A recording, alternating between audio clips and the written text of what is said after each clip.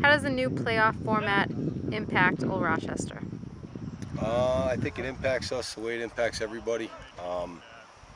They split the league, and there's just more opportunity to get in state playoffs. So I think it's a good thing. It gives everybody in the league an opportunity to compete, for a playoff berth. So I think it's a good thing. It used to be 1 out of 9. Now this year potentially it could be 4 out of 9. So I think that's a good thing. The league title, I mean, it really could still come down to Thanksgiving. Yeah. Uh, I mean, if you were in the playoffs and you still had your Thanksgiving Day game, I mean, would you If think you're about? still in the playoffs at Thanksgiving, you're playing for a state championship. Yeah. So that's a long way off. And I think I don't know if we got in that situation, we'd be really fortunate. And we'd want to be a part of it. I mean, that's a big deal.